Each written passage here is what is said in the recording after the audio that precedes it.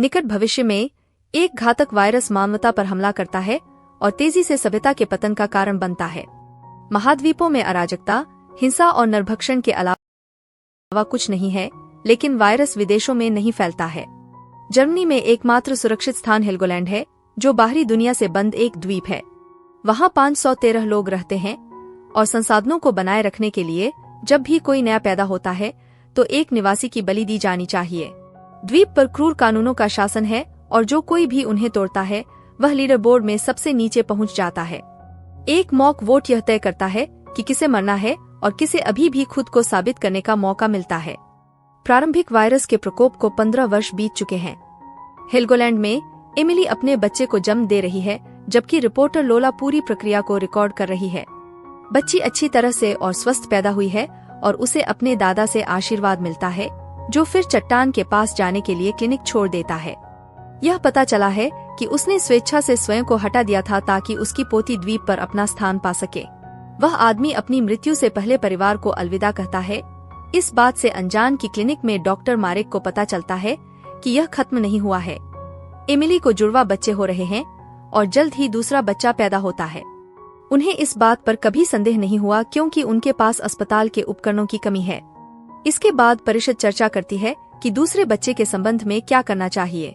उनमें से कुछ सोचते हैं कि उन्हें किसी को नहीं मारना चाहिए और द्वीप को 514 लोगों तक पहुंचने देना चाहिए, लेकिन दूसरों का कहना है कि यदि वे अभी अपवाद बनाते हैं तो भविष्य में हर कोई एक के लिए पूछेगा। अंत में बीट्राइस ने घोषणा की कि वे लोगों को इस मामले पर वोट करने देंगे।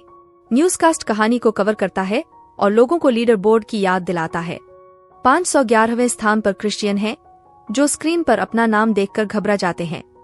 वह कहता है कि अगर उसे चुना जाता है तो वह छलांग नहीं लगाएगा, लेकिन उसका दोस्त हेनरिक उसे याद दिलाता है कि आखिरी व्यक्ति जिसने ऐसा करने की कोशिश की थी उसे जबरदस्ती पिंजरे में धकेल दिया गया था। 512वें स्थान पर एलिस नाम की एक बूढ़ी महिला है, जिसे बेकार के रूप में देखा जाता है क्योंकि वह अपने बुढ़ापे में ज्यादा योगदान नहीं दे सकती है। आखिरी स्थान पर एटियन है, जिसे एक अपराधी के रूप में देखा जाता है, हालांकि वह कसम खाता है कि वह सिर्फ एक मेहनती कार्यकर्ता है। अगले दिन मारेक और उसका बेटा लिनुस वैक्सीन पर काम जारी रखने के लिए प्रयोगशाला में जाते हैं। हालांकि मारेक निराश हैं क्योंकि उनके पास संसाधनों और ताज़ा नमूनों की कमी है, इसलिए उन्हें लगता है कि वे इस तरह से कोई प्रगति नहीं करेंगे। इसके बाद जूडिथ मारेक को ले जाती है ताकि वे शहर में दवा पहुंचा सकें। सबसे पहले वे एटियन से मिलने जाते हैं, जिनकी पत्नी लिसा बोर्ड में उनके अंतिम स्थान के लिए जूडिथ को दोषी ठहराती है। जूडिथ उसे याद दिलाती है कि एटियन ने दवा चुराई है, लेकिन लिसा बताती है कि उसे ऐसा करना पड़ा क्योंकि डॉक्टर उसे दवा नहीं देंगे। वह केवल अपनी बीमार पत्नी की मदद करना चाहता था, फिर भी उसे 4 सप्ताह तक भोजन न करने की सजा दी गई। बहस तब बाधित हो जाती है जब एक पड़ोसी लिसा के दादाजी की घड़ी लेने के लिए आता है, जिससे मारेक को एहसास होता है कि युगल वोट खरीद रहे हैं। लिसा उससे बीट्राइस से बात करने के लिए विनती करती है और मारेक वह करने का वादा करता है जो वह कर सकता है। इस बीच एमिली अचानक अपनी झपकी से जाग जाती है जब वह शोर सुनती है और एलिस को अपनी गोद में एक बच्चे के साथ कमरे में पाती है। अमेलिया तुरंत बच्चे को वापस ले लेती है और एलिस पर आरोप लगाती है कि वह खुद को बचाने के लिए बच्चे को मारना चाहती है, लेकिन एलिस ने कसम खाई है कि वह किसी बच्चे को चोट नहीं पहुंचाएगी और उसने बच्चे को सीढ़ियों पर पाया था, इसलिए उसने मदद करने की कोशिश की। मारेक के पास वापस वह गुप्त रूप से कुछ दवाएं लाने के लिए लोर का दौरा करता है। हालांकि जूडिथ उसे देख रही है और बाद में सुपरमार्केट में बीट्राइस को इसके बारे में बताती है, लेकिन उसे उम्मीद है कि जूडिथ एक दिन उसकी जगह ले सकती है। उस समय एक बच्चा गलती से अचार का एक जार तोड़ देता है और हेनरिक क्रिश्चियन से कहता है कि भीड़ के सामने अच्छा दिखने का यह सबसे सही समय है। क्रिश्चियन बच्चे के पास जाता है और उसे एक सेब उपहार में देता है और कहता है कि यह उसकी गलती नहीं है। फिर एक अन्य महिला भी बच्चे को एक छोटा सा उपहार देती है। इसके बाद बीट्राइस ने घोषणा की कि उन दोनों को अपना भोजन साझा करने के लिए 1 अंक मिलेगा। पास में हेनरिक एटियन और लिसा को ढूंढता है और बताता है कि वह आज भंडारण में काम करेगा, इसलिए वह उनके लिए अवैध रूप से कुछ भोजन प्राप्त करने की पेशकश करता है। लिसा उसे घृणित कहती है और उसे दूर धकेलने की कोशिश करती है, लेकिन हेनरिक तुरंत उसे रोक देता है और अगली बार कम अच्छा होने की धमकी देता है। बाद में हेनरिक वह टमाटर गिरा देता है जो उसने खाया था और चला जाता है, इसलिए एटी ने टमाटर उठाता है और लिसा की घृणा के कारण उसे खा लेता है। पूरी मुठभेड़ पर बीट्राइस का ध्यान जाता है, जो हेनरिक का पीछा करती है और उसके व्यवहार के लिए उसे डांटती है और कहती है कि वह हमेशा उसकी रक्षा नहीं कर सकती। यह पता चला कि हेनरिक उसका बेटा है और वह तब तक व्यवहार करने से इनकार कर देता है जब तक कि बीट्राइस उसे सत्ता का पद नहीं दिला देता। बाद में मारेक लैब में लौटता है और सूट करने के बाद वह पीछे एक बंद दरवाजा दिखाता है जहां वह पीटर को रख रहा है, जो मुख्य भूमि का एक बीमार मरीज है जिसे लैब चूहे के रूप में इस्तेमाल किया जा रहा है। समझौते में कहा गया है कि यदि प्रयोग अच्छा रहा तो ठीक होने के बाद वह द्वीप पर रह सकता है। जबकि मारेक उसे एक इंजेक्शन देता है, पीटर कहता है कि वह बेहतर महसूस कर रहा है, तो वह सोचता है कि दवा काम कर रही होगी। इस बीच लिसा गुप्त रूप से हेनरिक से उसके भोजन के प्रस्ताव को स्वीकार करने के लिए मिलती है, जिसका भुगतान उसे अपने शरीर से करना होगा। हालांकि वह क्षण तब बाधित होता है जब एक अलर्ट आता है जिसमें कहा जाता है कि मुख्य भूमि के लोग द्वीप तक पहुंचने की कोशिश कर रहे हैं। चूंकि हेनरिक पूरा नहीं कर सका, उसने लिसा को सिर्फ एक कैन दिया और फिर किनारे पर अन्य गार्डों से मिलने के लिए दौड़ा। वे देख सकते हैं कि एक बेड़ा आ रहा है, इसलिए वे उन्हें वापस जाने के लिए कहते हैं या वे गोली चला देंगे। समूह आज्ञा नहीं मानता है और एक गार्ड गोली मार देता है, जिससे एक मुख्य भूमिवासी की मौत हो जाती है। समूह के बाकी सदस्य डर जाते हैं और दूर जाने की कोशिश करते हैं, लेकिन हेनरिक उन सभी को मारने के लिए गोली चलाना जारी रखता है, जिसके लिए उसे दस्ते के नेता मिया द्वारा डांटा जाता है। कुछ घंटों बाद सभी लोग मतदान करने के लिए एकत्र होते हैं।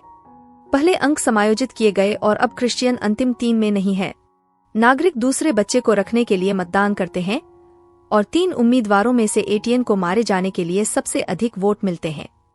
उस समय लिसा कहती है कि वह हेनरिक को वोट देती है क्योंकि वह एक दुर्व्यवहारी है, और जल्द ही अधिक महिलाएं उसकी कहानी का समर्थन करने के लिए खड़ी हो जाती हैं।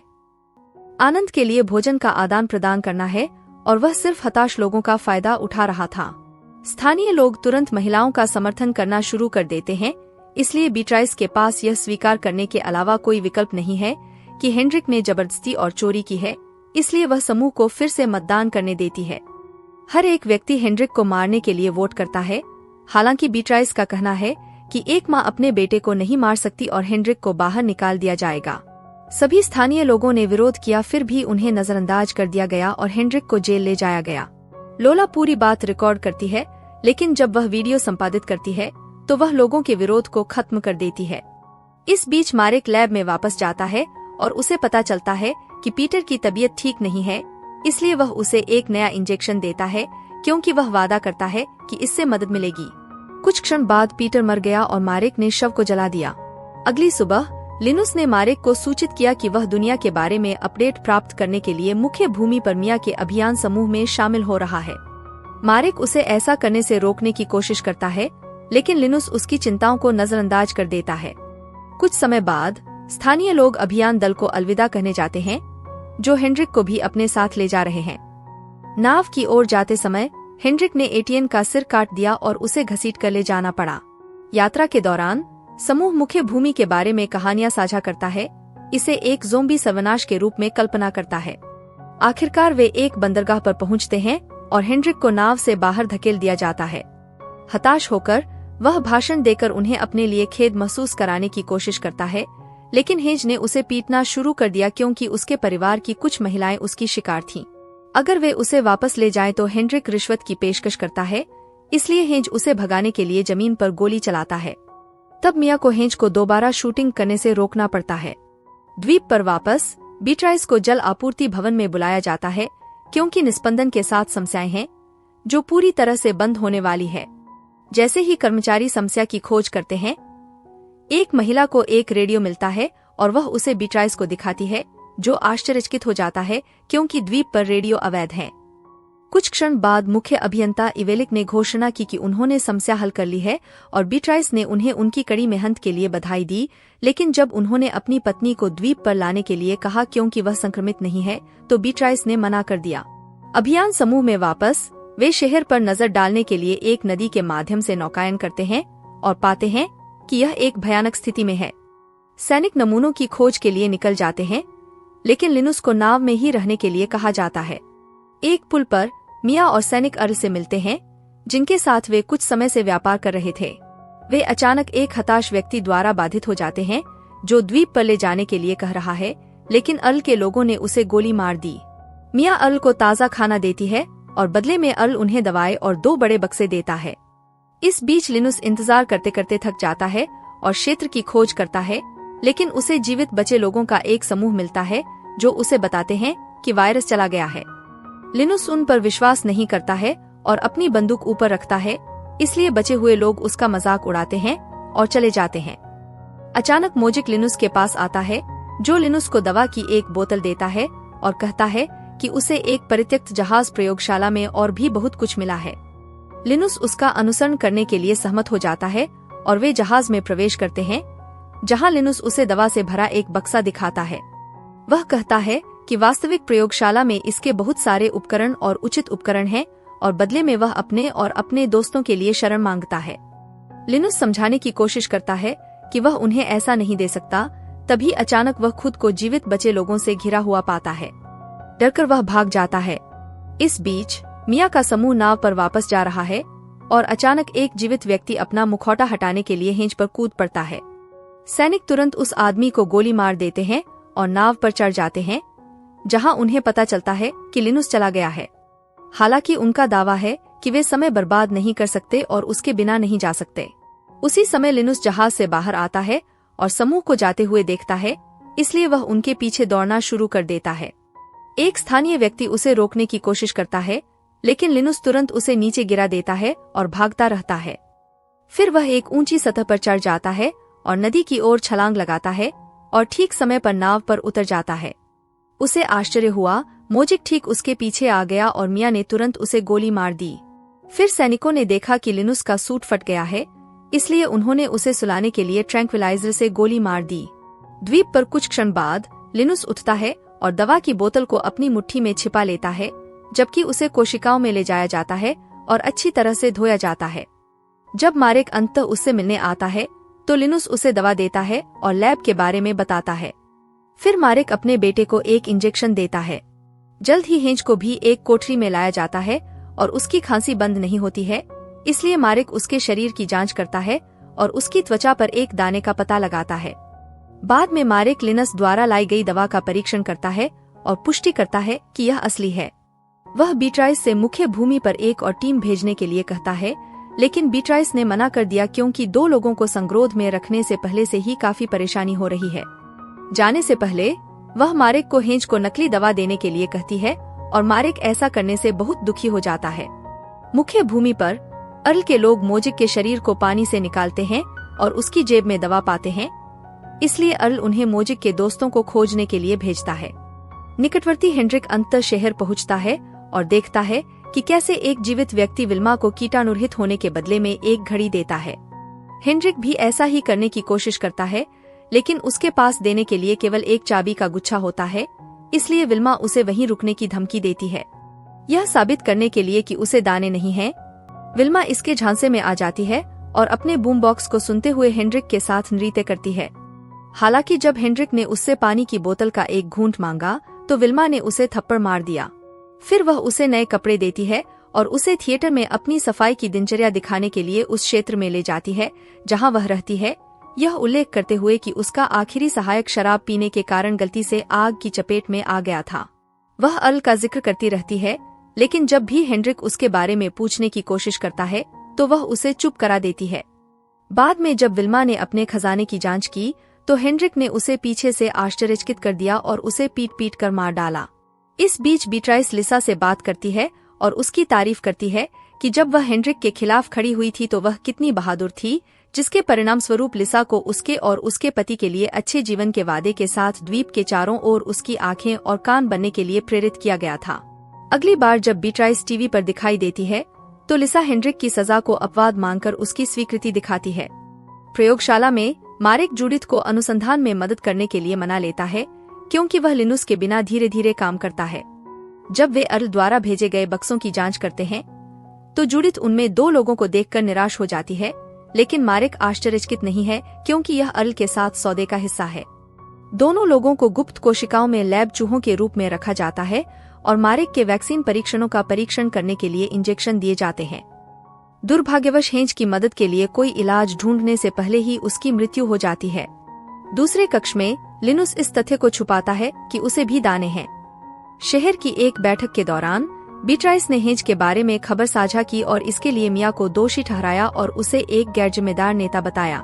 मिया विरोध करती है, लेकिन बीट्राइस उसे नजरअंदाज कर देती है और मिया को 100 अंक खोने के लिए वोट देना चाहती है।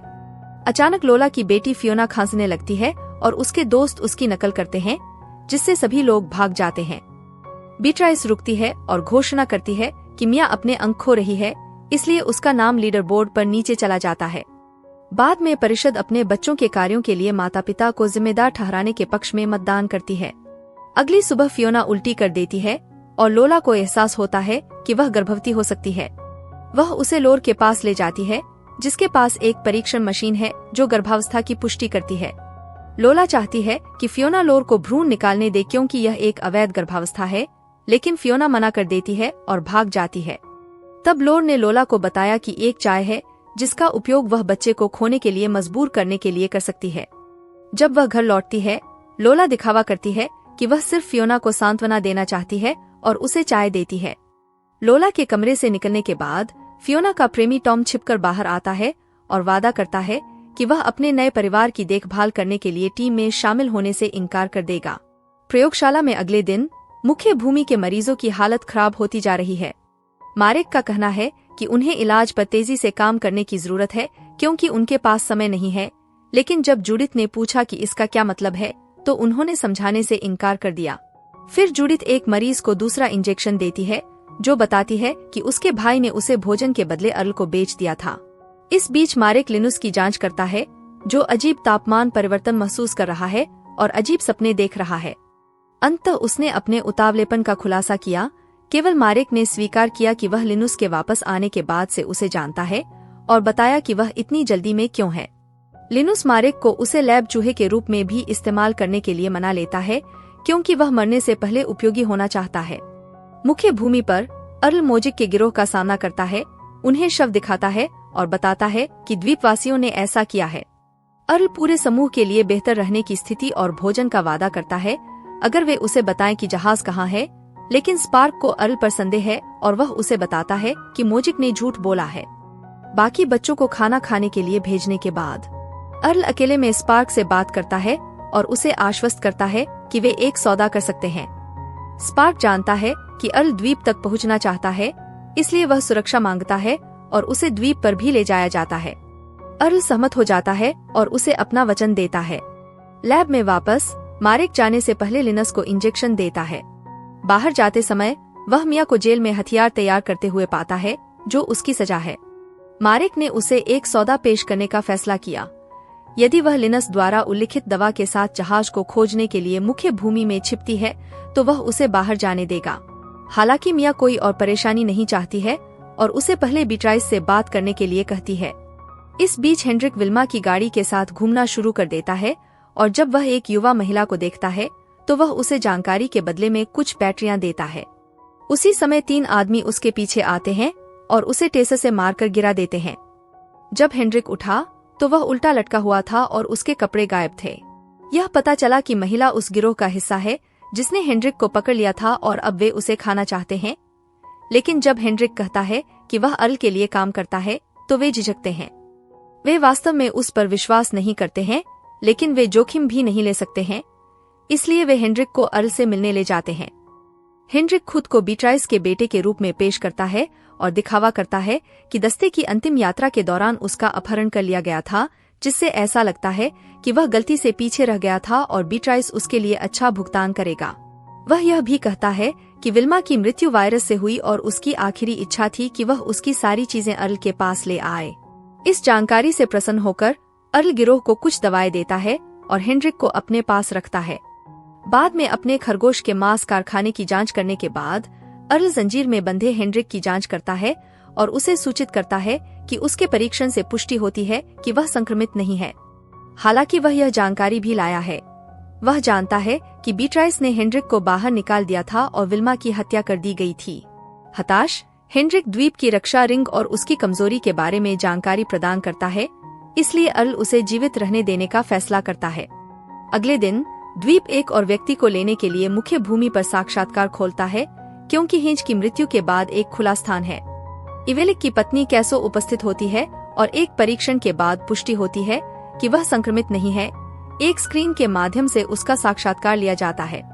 चूंकि वह कहती है कि उसके पास फार्मास्यूटिकल प्रशिक्षण है, मारेक उसके ज्ञान की जांच करने के लिए उससे कुछ प्रश्न पूछता है।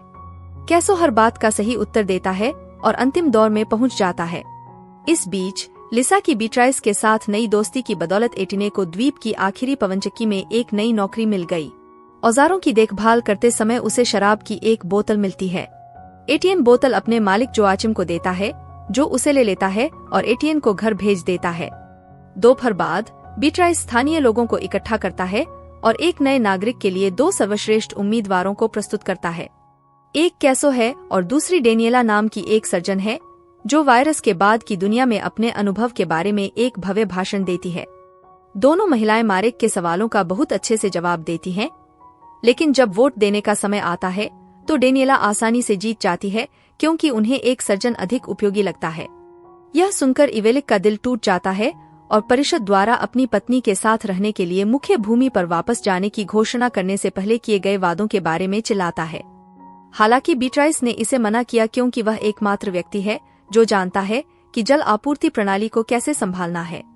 जल्द ही डेनियला द्वीप पर पहुंचती है और स्थानीय लोग यह नहीं देखते हैं कि गिरोह के 2 सदस्य नाव में छिपे हुए हैं। उस रात डेनियला इवेलिक को उसकी जासूसी करते हुए देखती है और उससे कहती है। इस बीच जोआचिम बोतल को छिपाने की कोशिश करता है, लेकिन उसे लगता है कि शराब उसे बुला रही है और वह नशे में धुत हो जाता है। सुबह में इवेलिक पवनचक्की पर चढ़ना शुरू कर देता है ताकि उसके इंजन को कुछ नुकसान पहुंच सके। जोआचिम उसे सुरक्षा कैमरों में देखता है, लेकिन जैसे ही वह उसके पीछे जाने के लिए खड़ा होता है, हैंगओवर के कारण वह गिर जाता है। अंततः वह फिर से खड़ा होने में सफल हो जाता है और पवनचक्की पर भी चढ़ने की कोशिश करता है, लेकिन फिसलकर उसका पैर टूट जाता है और वह एक सीढ़ी पर लटक जाता है। जल्द ही एक एम्बुलेंस उसे उठाती है और मारेक और जूडिथ के पास ले जाती है।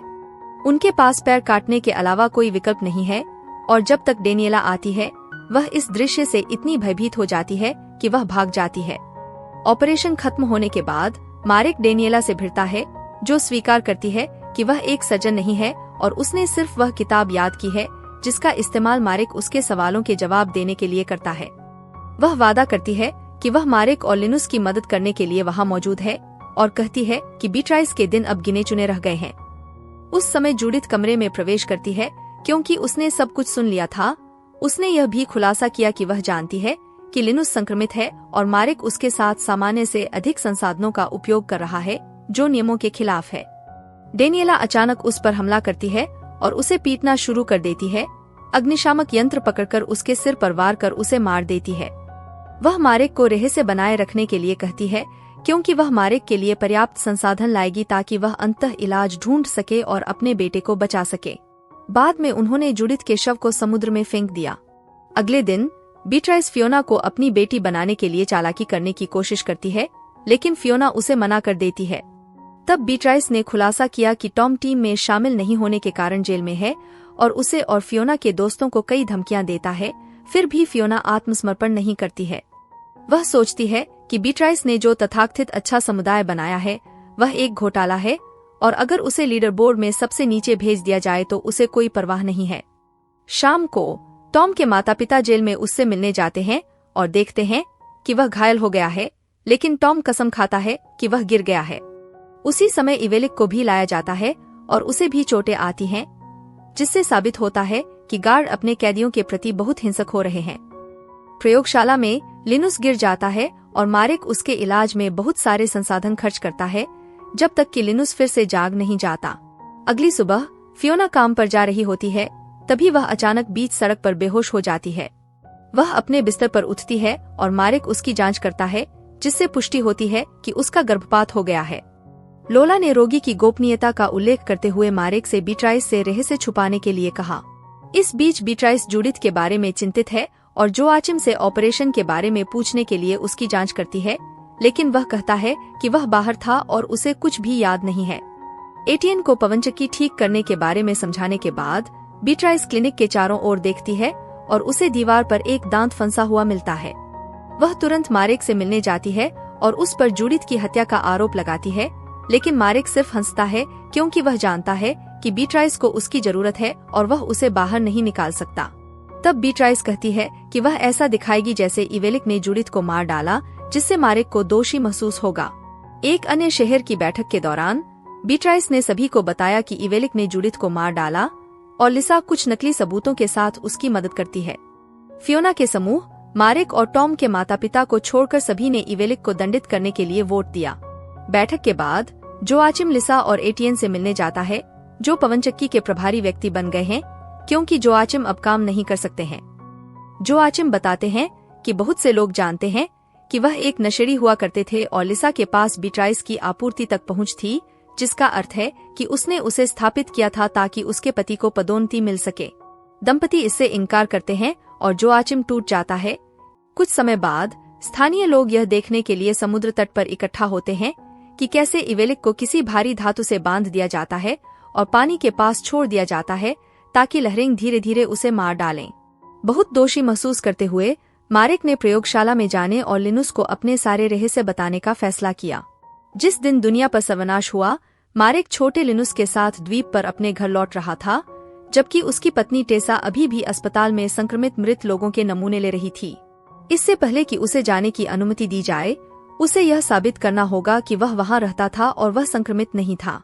इसके बाद मारेक कुछ सामान लेने के लिए एक किराने की दुकान के अंदर घुस गया और बीट्राइस से मिला, जो उस समय शेल्फ फिलर था, और उसे बिना भुगतान किए कुछ भोजन के साथ जाने दिया। जब मारेक द्वीप पर पहुंचे तो उन्होंने नर्स लोर से बात की और उन्होंने एक परीक्षण स्टेशन शुरू करने के लिए मिलकर काम किया। इस बीच बीट्राइस ने अन्य कर्मचारियों को एक बड़ा भाषण दिया और उन्होंने मिलकर स्टोर पर नियंत्रण कर लिया। कर्मचारी खिड़कियों को रंग देते थे और जब ग्राहक आते थे तो वे उन्हें जाने नहीं देते थे। इसके बजाय उन्होंने एक नई प्रणाली की घोषणा की जिसमें ग्राहक उन्हें सूचियां देंगे और कर्मचारी उनके ऑर्डर निकालेंगे। कुछ लोग क्रोधित हो गए क्योंकि उन्हें जमाखोरी से बचने के लिए केवल कम मात्रा में सामान लेने की अनुमति थी, इसलिए बीट्राइस ने कर्मचारियों को सहयोग करने के लिए मजबूर करने के लिए सशस्त्र होने का नाटक किया। शाम को जब बॉस दुकान से चला गया तो गुस्साए ग्राहकों ने उसे बंधक बना लिया। बीट्राइस ने तुरंत दरवाजा बंद कर दिया और कर्मचारियों से वोट देने को कहा कि क्या करना है। उन्होंने दरवाजा न खोलने का निर्णय लिया और बॉस मारा गया। फिर बीट्राइस ने दरवाजे खोल दिए ताकि उसकी टीम ग्राहकों को गोली मारने की धमकी दे सके, जो हथियार गिराकर डर के मारे भाग गए।